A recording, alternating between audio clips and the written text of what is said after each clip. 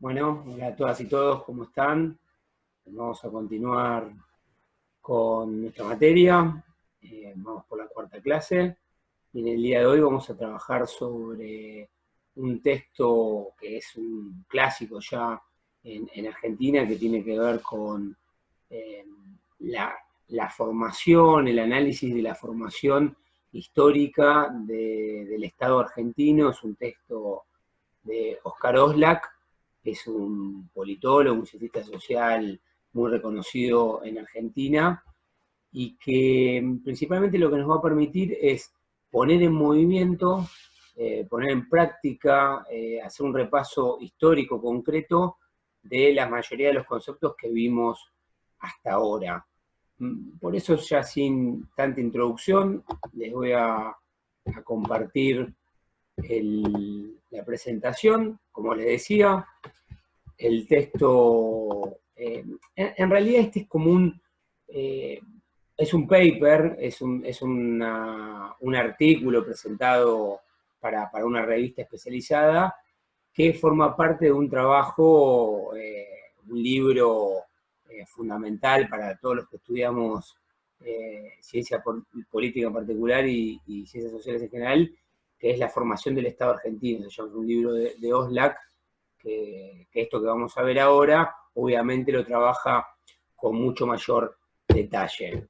Como les decía, con este texto lo que vamos a hacer es poner el concepto Estado, o si se quiere, la materia en movimiento. ¿Sí? Es un método inmediato, práctico, de ver Estado, ver cómo se conforma un Estado y en qué medida ese Estado gana autonomía relativa en los términos que hablamos respecto a Skocpol y en menor medida con lo poco que introdujimos a Michael Mann. En ese sentido, en este texto lo que vamos a ver es que todos estos conceptos que quizás parecen un poco abstractos, bueno, como más de una vez le dije, no giran en el vacío, son productos históricos y en su gran mayoría resultado de conflictos sociales. Es decir, son manifestaciones concretas de cómo las relaciones sociales que articulan, que vinculan a las personas de un territorio determinado, se cristalizan en instituciones, en organizaciones, en leyes y demás.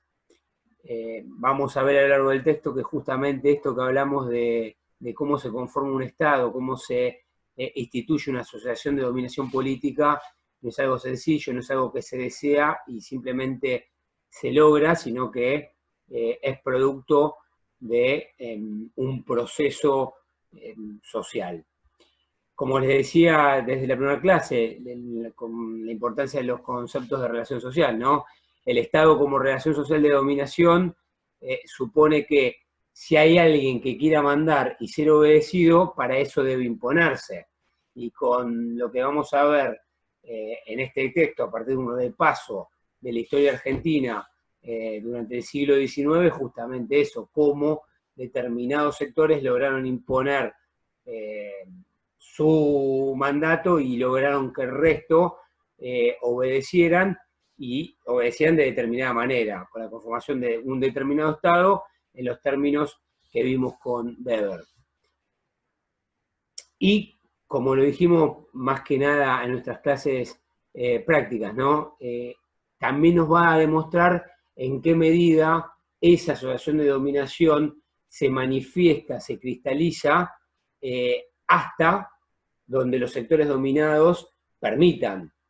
Porque como dijimos del principio, el Estado, al hacer un conjunto de relaciones sociales, su identidad, su formación, sus características van a estar determinadas del modo en el cual esas relaciones entre determinados sectores se dan.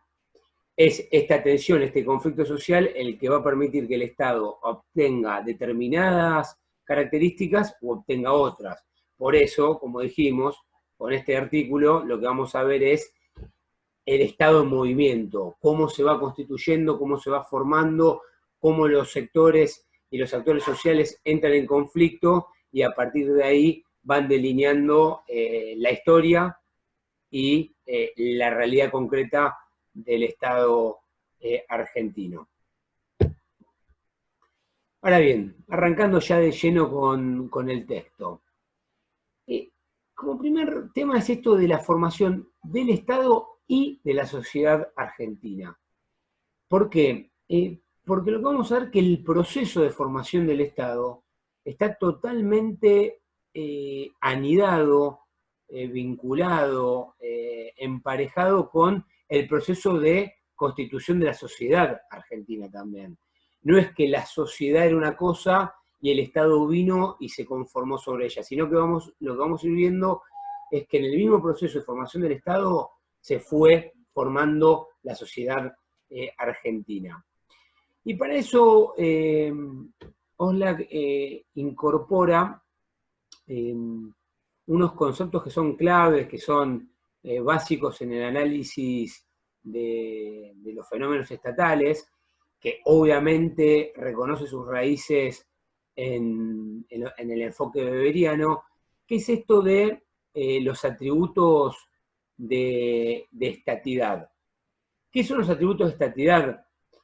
Son las características, las dimensiones que dan cuenta que determinada dominación, determinada organización del poder y ejercicio de la dominación política es un Estado moderno.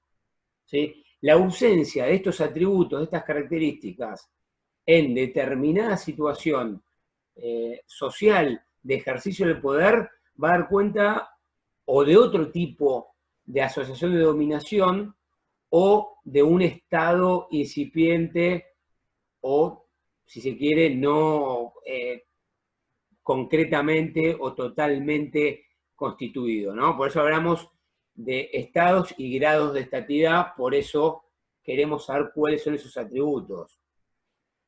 Y vamos a ver que cuando se tengan en un elevado grado de esos atributos, lo que vamos a tener son un Estado que domina, que organiza el poder en determinado territorio, pero que a su vez también organiza las relaciones sociales dentro de ese territorio. Es decir, en definitiva vamos a estar en presencia de un Estado, típica definición weberiana, que controla un territorio y que garantiza y reproduce las relaciones sociales que se dan a su interior.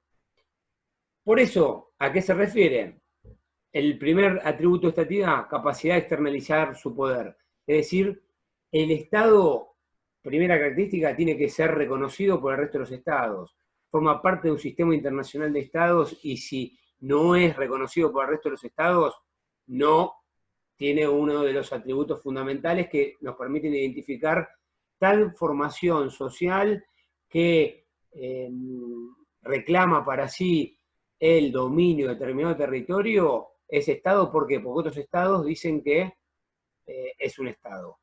Segundo atributo, la capacidad de institucionalizar su autoridad. Es esto que veíamos como fundante en la definición weberiana, que el Estado tiene que reclamar con éxito la legitimidad del monopolio de la corrupción física en ese territorio. Es decir, si no controla los medios materiales de administración del territorio, bueno, estamos hablando de una formación de dominación que no estaría contando con uno de los atributos fundamentales, que es controlar el territorio.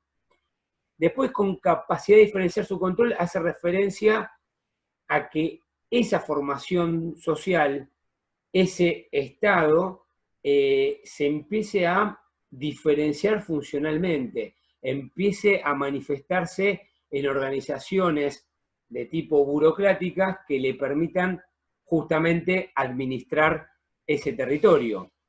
Y por último, y no menos importante, es esta idea que el Estado también contribuye a la conformación de una identidad colectiva, de una identidad nacional en el caso del Estado argentino, porque justamente nos importa eso. de qué manera ese Estado es el soporte a la vez que es co-constitutivo de la nacionalidad argentina. ¿Por qué es este atributo fundamental? Porque si vos conseguís que la gente dentro de ese territorio se identifique con determinados valores, símbolos, estamos hablando de la bandera, el himno, la moneda, la historia, los héroes, los próceres y demás. Es decir, si esa gente se identifica con ciertos valores, lo que va a facilitar es, por un lado, la dominación. ¿Por qué? Porque lo que va a generar es legitimidad en esa dominación. Se darán cuenta que estamos siempre en el marco, un poquito más, un poquito menos, de los conceptos de Weber que vimos en la primera clase. Entonces, como conclusión de esta introducción, lo que vamos a ver es que cuando el Estado logra poseer, logra manifestar estos atributos de estatidad, estamos en presencia de un Estado y no de cualquier Estado, de un Estado de tipo nacional, que es diferente a otras formas de organizar la vida social, la vida en comunidad. Ya lo vimos, o sea, la vida en comunidad se puede organizar ya sea a través de las provincias, a través de los municipios, ya sea a través de la iglesia. Es decir, se podría haber organizado, y vamos a ver que a lo largo de la historia argentina, particularmente del siglo XIX, justamente había alternativas de organización del poder diferentes a la formación de un Estado nacional. Lo que vamos a ver es que el proceso de constitución de este Estado nacional, lo que va a suceder es que esas formas alternativas van a ceder el poder y muchos de sus atributos a la conformación de este Estado nacional, y en ese mismo proceso lo que se va a ir constituyendo es la sociedad misma. Entonces, haciendo un poco de historia, es importante arrancar, digamos, desde la Revolución de Mayo. Y en ese sentido, sin entrar tampoco tanto en detalle, quedándonos en los grandes procesos, lo que nosotros vemos con todas las guerras que siguieron a la Revolución de Mayo, todos los intentos a través de la lucha armada, generalmente impulsada por Buenos Aires, ese intento de heredar de la colonia el control político, territorial y administrativo de lo que era el virreinato del Río de la Plata.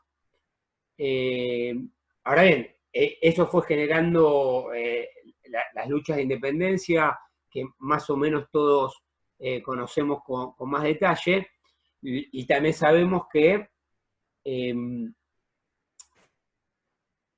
se abrió un proceso de guerra civil que increíblemente o paradójicamente no llevó a la fragmentación absoluta de lo que era el virreinato del Río de la Plata. O sea, a nadie se le escapa la lucha entre Buenos Aires y el resto de las provincias, a veces unilateralmente, a veces coaligado con algún grupo de provincias contra otras, después cambiando esas alianzas con las provincias que antes eran enemigas, pasando a ser aliadas y luego contra las que otrora fueron aliadas. Lo cierto es que todo ese proceso no derivó en una fragmentación absoluta del virreinato del Río de la Plata, sino que a su modo hubo un cemento que las mantuvo en determinada manera juntas. Y eso tuvo mucho que ver que materialmente el resto de las provincias no tenían muchas alternativas más que jugar un juego de autonomía y vinculación y acuerdos con la provincia de Buenos Aires, que era en definitiva la única que estaba en condiciones económicos y materiales en general para garantizar un Estado que unificara todo lo que había sido el territorio del virreinato del Río de la Plata. No obstante, ese equilibrio inestable tardó en llegar, y no fue hasta que cambiaron las condiciones del mercado internacional, cuando vino la segunda etapa de la revolución industrial, cuando las materias primas de un mercado potencial argentino eran mucho más valiosas para el mercado internacional, que Buenos Aires logró avanzar en la constitución de hecho y no solo en la formal del Estado Nacional Argentino.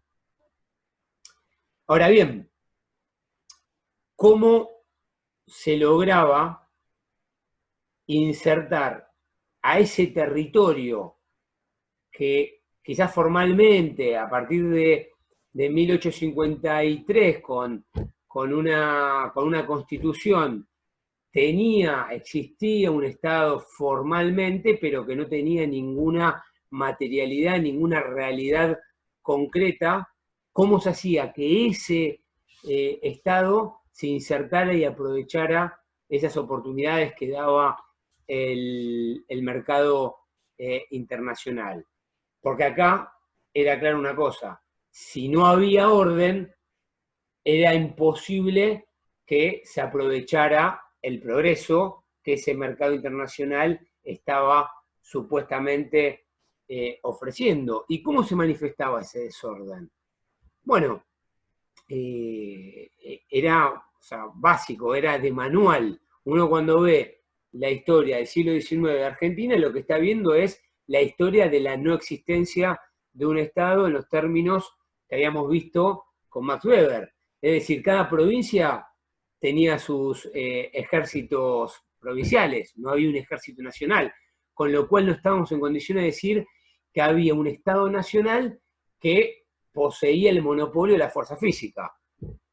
Caos jurídico, no había un código civil nacional, no había un código penal nacional, no había instancias de gobierno nacional presente en todo el territorio que se pretendía dominar. Para ir más, para ser más claro, cuando la Confederación, sin la provincia de Buenos Aires, aprueban la Constitución de 1853, ¿qué es lo que está pasando? Que no había ni capital. O sea, Entre Ríos le tuvo que prestar Paraná como capital momentánea del Estado Nacional. ¿Por qué? Porque Buenos Aires no quería o no había formado parte de la Confederación Argentina. Es decir, fíjense la ausencia absoluta de Estado Nacional que había, que ni siquiera tenía sede. Y obviamente, si no había ley, si no hay Estado, si no hay ejército, lo que no hay es una instancia articuladora de la sociedad civil. No había Estado, no había esto que vimos en la primera clase, es decir, no había una entidad superior que atravesara la población y que la ordenara a través de sus relaciones sociales, a través de sus relaciones sociales de dominación, su sistema legal. Estos ejemplos que habíamos dicho: no había ley, no había orden, no había pretensiones de convivencia social, por la sencilla razón que no había un Estado que garantizara esas relaciones sociales, con lo cual era muy común ver aduanas internas, la imposibilidad de comerciar entre provincias. ¿Por qué? Porque cada provincia tenía su propio ordenamiento interno. Entonces, como digo ahí en el punto 3, es donde se manifiesta claramente por la negativa, ¿no? Cómo el Estado, cuando está ausente, lo que fallan, lo que no existen son las relaciones sociales que regulan y que establezcan y garanticen el resto de las relaciones sociales dentro del territorio. Lo que inhibe la falta del Estado es la existencia de la sociedad misma, es la ausencia de una sociedad que pueda realizar muchas otras cosas. ¿Por qué? Porque no hay un Estado que garantice ese ordenamiento.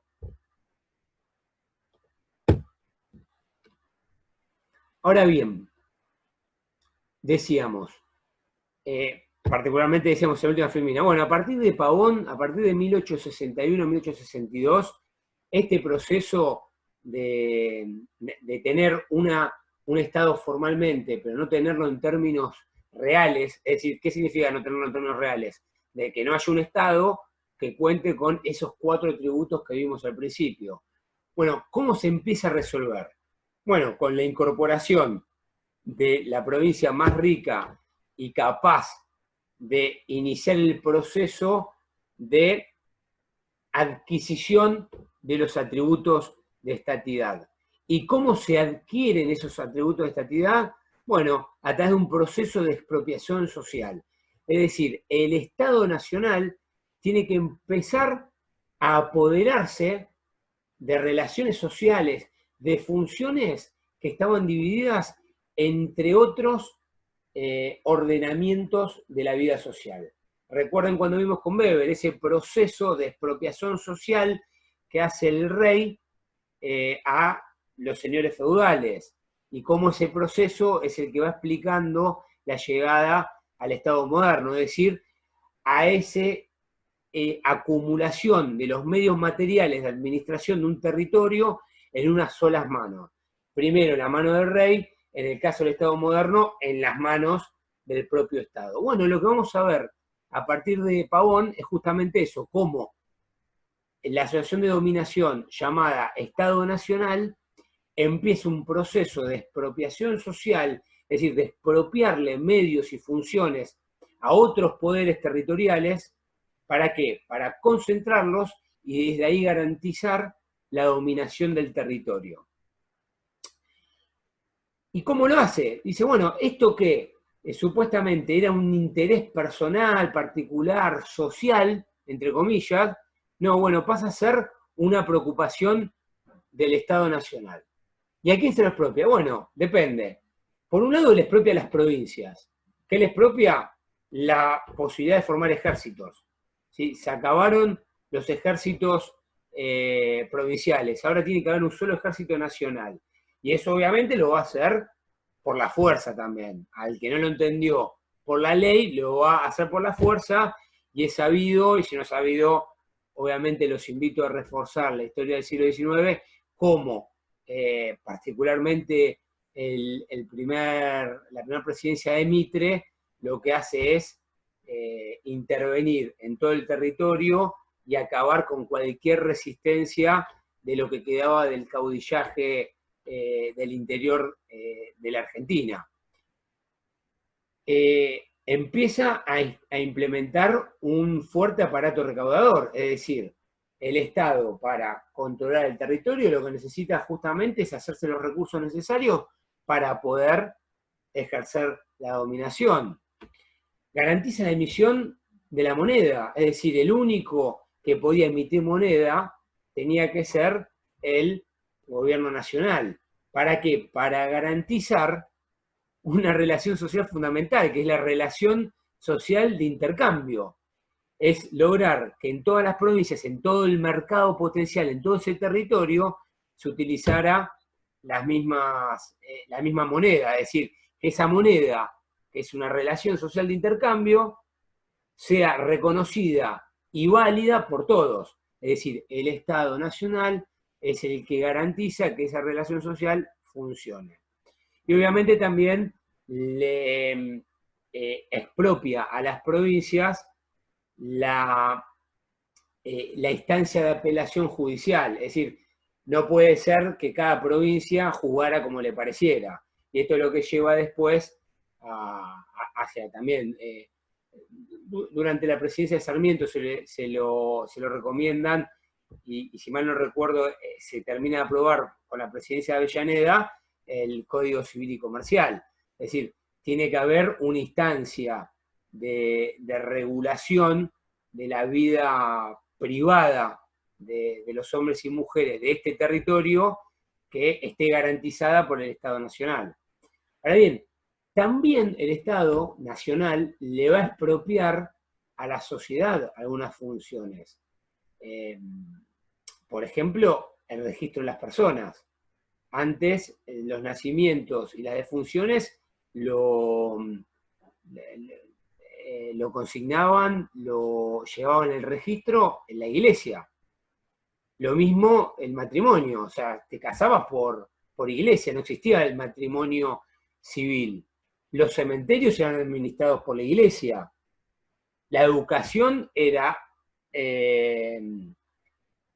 confesional, dependía en su gran mayoría de las iglesias.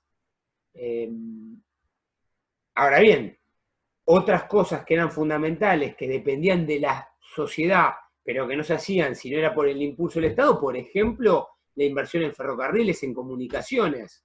Si no era el Estado Nacional el que invertía en ferrocarriles, la sociedad no lo hacía, ergo perdían la posibilidad de obtener y aprovecharse del principal medio de comunicación de ese entonces, que eran los ferrocarriles. Lo mismo con la colonización, cuánta tierra sin ser explotada, ¿por qué? Porque la sociedad no tomaba ese impulso y no estiraba, no hacía crecer la frontera de producción agrícola y ganadera del país. Era el Estado el que tenía que impulsar mediante los procesos de colonización justamente la utilización de esas tierras en ese entonces infértiles. Ni hablar luego con la conquista del desierto, o mejor dicho, ¿no? de la expropiación de casi toda la mitad del territorio argentino a los pueblos originarios. Y después también es el propio Estado que sin, si se quiere, expropiarla a nadie, lo que hace es genera nuevas funciones, genera nuevas necesidades directamente desde su condición de Estado Nacional, que tiene que ver justamente con los correos y telégrafos, es decir, generar nuevas vías de comunicación a lo largo del territorio, promover la inmigración para poblar un territorio inmenso que no tenía la gente necesaria para poder poblarlo, delimitar el territorio, es decir, bueno, hasta dónde llega lo que se empezaba a conformar ya como la República Argentina, cuáles sean sus límites, cuáles sean sus potencialidades, todas cosas que no se sabían. ¿Por qué? Porque hasta ese entonces, hasta fines, digamos, del siglo XIX, no había una asociación de dominación que realmente controlara el territorio. Lo que es peor aún, no sabía ni siquiera cuál era ese territorio. Claro, a la vez que el Estado va haciéndose de esos atributos, lo que va logrando es reforzar a su vez esos atributos. Cuanto le quita los ejércitos a las provincias, más fuerza, más capacidad de coacción tiene sobre el resto de las provincias. Cuando le quita o aumenta sus capacidades de recaudación en todo el territorio, aumenta su concentración y manejo de recursos materiales para mejorar aún más el control de ese territorio. Cuanto más aumenta su capacidad de comunicaciones en todo el territorio, obviamente también aumenta su capacidad de penetrar, conocer y reaccionar en tiempo para seguir controlando ese territorio. Es decir, en definitiva, estos atributos se alcanzan, se logran, se expropian, se crean en algún sentido y juntos lo que van logrando es que ese Estado se vaya sedimentando, se vaya fortaleciendo aún más. Ahora bien, como proceso nosotros planteamos, esto si se quiere es una parte teórica y una parte histórica, ¿no? Estamos usando la historia, los procesos históricos, no los detalles puntuales, para poder ir graficando, mostrando en concreto cómo este proceso de conformación del Estado, que lo vimos al principio de la materia en términos teóricos, lo podemos ver en concreto en el caso argentino. Ahora bien, ese proceso, como dijimos, como pusimos en la primera, no es soplar hacia botella, no es decido conformar un Estado, hago esto, consigo los atributos de estatividad, ya está. No, dijimos que es un proceso social, es conflictivo, tiene que ver con la lucha por el poder, tiene que ver con relaciones sociales, tiene que ver con que hay un sector, un lado de la relación social que tiene un objetivo y hay otro lado de la relación social que probablemente tiene otros objetivos. Habíamos dicho, hay un Estado nacional luchando por ganar estatidad, y ese ganar estatidad era a costa de otro poder en la relación social, que habíamos dicho, por ejemplo, las provincias, la iglesia, la sociedad en su conjunto, los pueblos originarios, es decir, hay quienes se le resisten. Ahora bien, esa resistencia, dependiendo cómo sea esa resistencia, es cómo termina conformándose ese Estado nacional. Si esa resistencia llega hasta evitar que el Estado se quede con todo, o no hay ninguna resistencia, el Estado nacional se impone categóricamente, entonces la forma que adquiera ese Estado va a ser justamente la que le quiere imponer y no la que hayan logrado, mediante la resistencia, imponerle al Estado nacional. Entonces, el Estado nacional, ¿cómo hizo frente a esa resistencia? Bueno, básicamente a través de 4 mecanismos o estrategias, ¿no? La obvia, que tiene que ver con la represiva, esta que yo les dije, que a partir particularmente del gobierno de Mitre, poder que se quería resistir a este proceso de conformación del Estado Nacional, iba a ser reprimido lisa y llanamente. ¿Por qué? Por el Ejército Nacional. Ese ejército que las provincias ya no podían tener, con lo cual era obvio que las lanzas del interior poco iban a poder hacer contra los rifles Remington de la provincia o del Estado Nacional, ¿no? Que a fines del siglo XIX era bastante similar a hablar de la provincia de Buenos Aires y del Estado Nacional. Después, habíamos dicho, como lo dijimos teóricamente, conceptualmente, con el Estado en Max Weber, bueno, la dominación no se puede sostener solamente en la represión. Tiene que haber otras cosas, otros atributos de legitimidad, otros fundamentos de legitimidad que hagan que el resto de la sociedad termine aceptando su dominación. Y acá va otras estrategias, que es la material. Es que, como se había logrado determinado orden, y ese orden logra que el mercado potencial de la Argentina se inserte en el mercado internacional, eso acompañó el progreso. Es decir, lo que se hizo también desde el Estado Nacional para resistir, para oponerse a la resistencia de las provincias, para resistirse a los expropiados, fue justamente hacerlos partícipes del progreso material.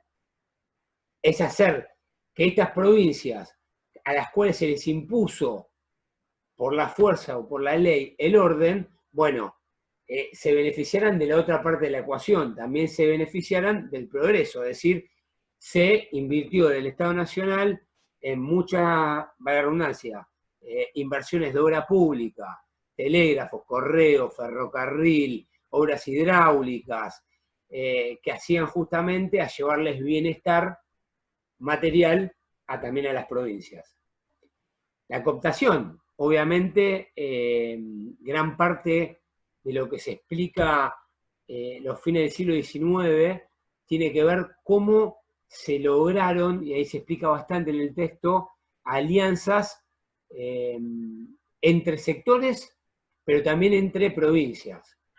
Ese recelo de todo el siglo XIX entre la provincia y el resto de las provincias, entre la provincia de Buenos Aires, perdón, y el resto de las provincias, se terminó de romperse, o de resolver a través de una alianza entre facciones de la burguesía y élites políticas, tanto del interior como de la provincia de Buenos Aires, que encontraron una forma de ejercer la dominación en beneficio de todos, y no solamente de una provincia o de un grupo de provincias.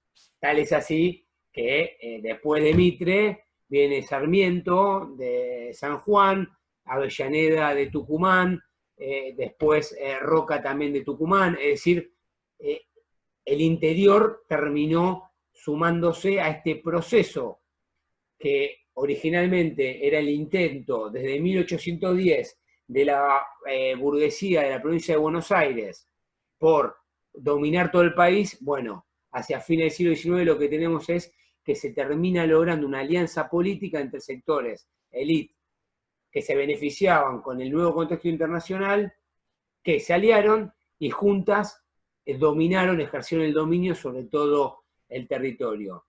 Y después, obviamente, la ideológica, esto que hablábamos con Weber de los fundamentos de legitimidad últimos, los interiores, de por qué se acepta la dominación. Bueno, son estos tiempos donde se termina de conformar la idea de nación argentina.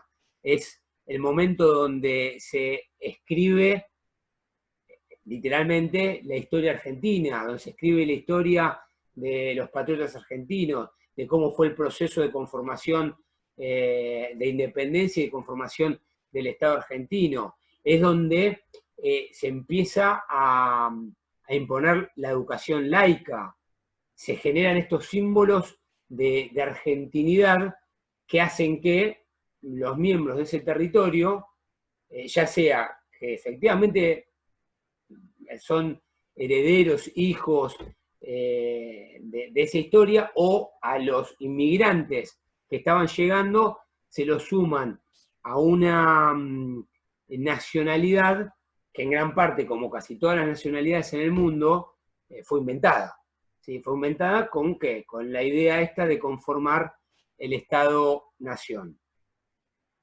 Entonces, de este modo, el Estado Nacional se convierte en el núcleo irradiador de los medios de comunicación, de regulación y articulación social. Es decir, desde el Estado, nosotros no lo vimos a mano enteramente, yo se los conté un poco de rebote, si se quiere, pero justamente cuando Mann justifica por qué el Estado puede tener poder autónomo, justamente es por esto, porque es el centro irradiador del orden, que se hace necesario y es el único capaz, desde su existencia, hacer todo lo que hace. O sea, ninguna otra entidad, ninguna provincia, ninguna asociación de dominación, ni la iglesia, ni ninguna, ni hablar empresa, ni ningún, por decir, estanciero en esa época, podía hacer todo lo que el Estado hacía.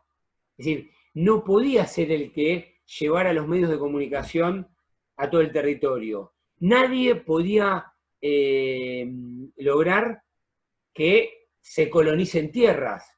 Nadie podía lograr tener unas fuerzas represivas tales que ningún otro poder individualmente se le pueda oponer. Y mucho menos nadie podía llevar adelante, desarrollar una conciencia nacional, solamente el Estado. Entonces el Estado se vuelve el centro irradiador del orden necesario y funcionalmente único de ese territorio que empieza a llamarse Argentina.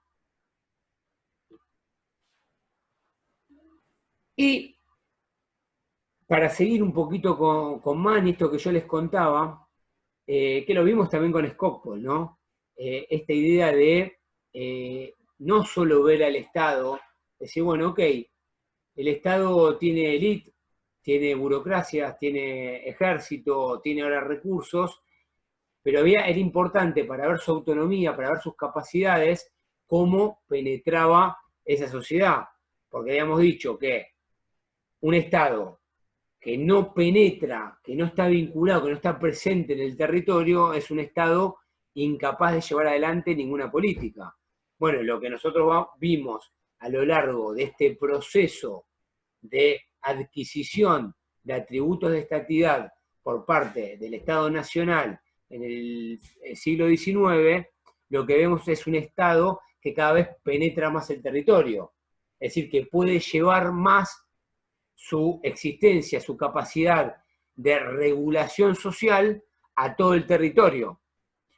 Es un Estado presente en todo el territorio, con lo cual piensen, acá está bueno hacer un paréntesis, pensemos 1810, 1811, pensemos esos ejércitos liberadores que mandaba Buenos Aires a Paraguay, al Alto Perú. ¿Qué tan liberadores eran? O sea, en realidad eran más ejércitos de ocupación, eran vistos por el resto del territorio, y no como representantes del Estado Nacional que reclamaba para sí la herencia del virreinato de Río de la Plata. No, eran unos locos de abajo, de la provincia de Buenos Aires, que nos querían imponer su dominación. Ahí tiene un claro ejemplo de esta famosa diferencia entre poder despótico, eso de alguien dice, hagan lo que yo digo, y la posibilidad real de que la gente haga lo que ese loco quieren que hagamos. Bueno, miremos ahora el final de la película. Un Estado nacional que ahora sí es capaz de hacer que sus decisiones se lleven adelante. ¿Por qué? Porque adquirió los atributos de estatidad, tiene control de los medios de administración de todo el territorio, tiene presencia en todo el territorio, tiene legalidad y tiene legitimidad en el ejercicio de esa dominación. Entonces lo que tiene es poder infraestructural, puede efectivamente llevar adelante sus decisiones políticas, sus decisiones estatales. Ahora bien, y también esto lo vimos con Skocpol, pero quiero que lo veamos con más detalle en el caso argentino. Oslak va a plantear que el Estado, a la vez que se constituye también a las clases sociales. Esto que yo les decía al principio, Estado y sociedad se co-constituyen, se constituyen mutuamente. ¿Y cómo lo explica? Bueno, lo explica de una manera muy clara y lo vamos a entender todos inmediatamente. Si el Estado Nacional no hubiese llevado adelante medidas tales como el insertarse en el comercio internacional, es decir, si no hubiese generado vínculos en ese entonces, principalmente con el Reino Unido, ¿para qué? Para ofrecer el mercado interno, las élites, las facciones existentes en las diferentes provincias no hubiesen tenido un interés que superaba sus diferencias de clase. ¿Sí? Es el Estado Nacional el que les ofrece una oportunidad de negocios que evite las diferencias entre el sector agropecuario de Buenos Aires con el de Entre Ríos. Ahora, si el Estado Nacional no hubiese impulsado los códigos penales, los códigos civiles, tampoco hubiese garantizado algo tan básico como la propiedad privada. Es decir, ni siquiera hubiera garantizado las posibilidades de acumulación capitalista. Es decir, el Estado, a través de sus intervenciones, de sus regulaciones sociales, de su emisión de un sistema legal, fue conformando la posibilidad misma, la precondición para que la clase burguesa exista. En el caso argentino, una clase burguesa oligárquica agropecuaria, ¿no? Pero no dejaba de ser el factor más dinámico, si se quiere, de la economía argentina. Es decir, sin la intervención del Estado Nacional, esa clase con intereses definidos difícilmente hubiese podido existir. Ni hablar con todo el proceso de incorporación de tierras. La acumulación originaria de lo que terminó siendo la oligarquía argentina tiene que ver con el proceso, primero, quizás más lejos en el tiempo, que tiene que ver con la ley de Ofiteusis de Rivadavia. Pero el gran proceso fue la campaña del desierto de Roca, donde incorpora prácticamente la mitad del territorio argentino a unas pocas manos que permitieron la acumulación de riqueza que conformó en definitiva a la oligarquía. Ni hablar obviamente la inversión que hizo el Estado Nacional para los ferrocarriles. Toda esa tierra que se ganaba, o que quizás muchos tenían en posesión, pero que era prácticamente imposible de explotar económicamente. ¿Por qué? Por la sencilla razón que no se podía llevar el producto de esa tierra a ningún mercado. Bueno, cuando llegó el ferrocarril, ¿cuánto se valorizó esa tierra? Es decir, ¿cuánto el Estado Nacional contribuyó a que esas clases sociales se convirtieran en clases económicamente dominantes y que ese poder económico a su vez se transformó en políticamente dominante? Ahora bien, el Estado no solo ayudó a la conformación de la clase capitalista, burguesa, agroexportadora, y en ese sentido dominante, sino que también constituyó a la mano de obra, constituyó a la fuerza de trabajo, por varios medios. Por un lado, con normas y leyes que hicieron que el que no tenía propiedad se tenga que conseguir trabajo. De esta época son, bueno, el Martín Fierro, Don Segundo Sombra, Juan Moreira, es decir, todas en la literatura con crítica y descripción de lo que estaba pasando, de cómo el gaucho, cómo el habitante común y corriente, o gran parte de los habitantes común y corriente de la Argentina, se terminan constituyendo en mano de obra, en fuerza laboral. ¿Sí? Entonces es el propio Estado el que hace que esa fuerza laboral o esas personas que vivían de determinada manera se terminen constituyendo en la mano de obra necesaria para estas clases dominantes puedan seguir acumulando y reproduciendo su riqueza, y de ese modo se reproduzcan las relaciones de producción capitalistas que de un modo dependiente, pero de un modo al fin, Argentina se está insertando en una economía internacional. Entonces, justamente, fue el Estado el que ayudó, impulsó a la constitución de las clases mismas. No podemos decir entonces que el Estado fue el reflejo de las clases, sino que fue el Estado el que ayudó a constituir a las clases mismas. Esto que habíamos visto con Skocpol. No solo el Estado no es reflejo, una arena neutral donde las clases, los sectores, los actores políticos confrontan y le sacan políticas, sino que es el Estado mismo el que influye en cómo esos actores sociales, esos actores económicos se terminan constituyendo en actores importantes de la vida social y política. Entonces, como para ir concluyendo no solo el texto de Oxlack, sino la unidad, ¿no? Y si se ponen a pensar, nosotros con Weber, con Skocpol, con O'Donnell y ahora con Oxlack, vimos al Estado a través, o si se quiere, de 4 formas, que tiene que ver con miradas y aspectos del fenómeno estatal.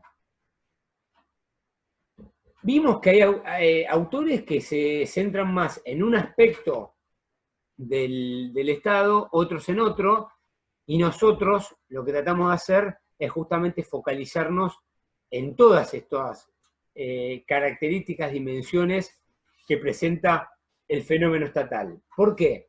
Porque hay momentos, porque como siempre dijimos que el Estado es un producto histórico, coyuntural, contextual, no podemos decir que el Estado es esto ahora y para siempre. No podemos decir que el Estado fue esto ahora y siempre. Tenemos que ver en qué medida, en qué grado el Estado fue una cosa o fue otra. Por eso dijimos que el Estado es una relación social de dominación que garantiza un orden público, político, económico y social. Quedó clarísimo con este texto de Oxlack. Vimos que hasta que el Estado nacional no se constituyó como tal, no logró efectivamente adquirir los 4 atributos que dice Oxlack, que en gran medida son lo mismo que dice Weber, es decir, controlar un territorio, concentrar los medios de administración y garantizar el cúmulo de relaciones sociales que se da dentro de ese territorio, hasta que no vimos eso, lo que veíamos era desorden. Veíamos diferentes asociaciones de dominación pugnando entre sí por controlar determinados territorios. Habíamos visto las provincias, la iglesia, el intento de un Estado nacional que no llegaba a penetrar, otros poderes, pérdida de territorio. Es decir, vimos una situación caótica. Pero también vimos que esa relación social de dominación se cristaliza en aparatos institucionales. Esa relación de dominación se tiene que llevar adelante a través de medios materiales, a través del ejército, a través de las escuelas, a través de organismos burocráticos que lleven adelante obras públicas, organismos burocráticos que lleven adelante inversiones en ferrocarriles, correo, telégrafo. Es decir, ese Estado que pretende el control de un territorio necesita también aparatos que garantice esa relación social de dominación. Ahora bien, dijimos que ese Estado, a su vez, se lo puede entender como un actor. ¿Por qué? Porque puede perseguir objetivos. Tiene objetivos propios y los lleva adelante a través de esos aparatos institucionales. ¿Para qué? Para garantizar esa relación social de dominación. A veces esos objetivos pueden estar más o menos presentes, pueden ser más o menos explícitos, a veces pueden ser contradictorios, a veces pueden ser llevados adelante por una parte del aparato, otras veces puede ser llevado por otra, a veces pueden ser incongruentes, pero no hay duda que este Estado puede perseguir objetivos y quedó claro con este texto de Oxlack. Lo habíamos insinuado varias veces en la teoría, dimos ejemplos con Skocpol, lo insinuamos con Weber. En el caso argentino quedó clarísimo. Si no vemos al conjunto de aparatos institucionales que se fueron constituyendo a partir de un proceso de cristalización de relaciones sociales de dominación que pretendían dominar todo un territorio, a lo que llamamos este proceso de adquisición de atributos de estatidad, si no vemos que perseguían objetivos como actor, no entendimos nada. Pero también vimos que ese mismo Estado, ese conjunto de relaciones sociales que cristaliza en aparatos institucionales y que a veces tiene más o menos objetivos, también es un espacio institucional, un sistema, un campo de negociación, una arena de conflicto donde discuten, pelean, cooperan diferentes actores. ¿Y en qué lo vimos? En que diferentes facciones que se fueron co-constituyendo en este proceso de constitución del Estado Nacional también encontraron el modo de aliarse y de ir generando una hegemonía política, una alianza política que les permitió aprovecharse y utilizar ese Estado en beneficio propio. Es decir, cómo esa oligarquía de fines del siglo XIX, principio del XX, terminó siendo los que se aprovecharon de este aparato, se constituyeron en el actor fundamental para reproducir, para garantizar y reproducir dentro de ese territorio que llamamos Argentina, las relaciones sociales de dominación de tipo agroexportadoras en términos económicos, oligárquicas en términos políticos, y con una gran paradoja de la historia argentina, con un gran corte liberal en términos sociales, ¿no? Contrarios a la Iglesia. Vamos a hablar mucho tiempo, ¿no? Pero me parece que con este cuadro logro, o logramos, porque lo vamos a discutir, sé que no es fácil, pero creo que queda bien claro cómo el Estado es todo esto. A veces es más actor, a veces es más arena de conflicto, a veces son las dos cosas, pero siempre va a ser una relación social de dominación que posee aparatos institucionales, aparatos burocráticos, se materializa, es palpable en determinados organismos, en determinadas leyes, que ¿qué es lo que hacen? Garantizar justamente esas relaciones sociales de dominación. Y a veces lo hace de una manera más autónoma y a veces simplemente responde a intereses concretos de la sociedad civil. No de la sociedad civil en su conjunto, de determinados sectores de la sociedad civil. Y como es todo esto, lo que vamos a ver es que ese Estado puede materializarse de determinado modo en la medida que los actores de esa sociedad civil a la cual el Estado intenta imponer su dominación, lo dejan, se apoderan, se alían, cooperan con el Estado. Es decir, el Estado es lo que es, pero podría haber sido otra cosa muy distinta. El Estado de fines del siglo XIX adquirió esa forma garante de sistemas de relaciones de producción agroexportadoras. ¿Por qué? Porque logró manifestar, logró cristalizar en su calidad de espacio institucional los intereses de unos sectores socioeconómicos en particular, a los cuales el propio Estado ayudó a constituir. Es decir, a la famosa oligarquía argentina. Bueno, creo que con esto se entiende bastante el texto de Oxlack, como siempre.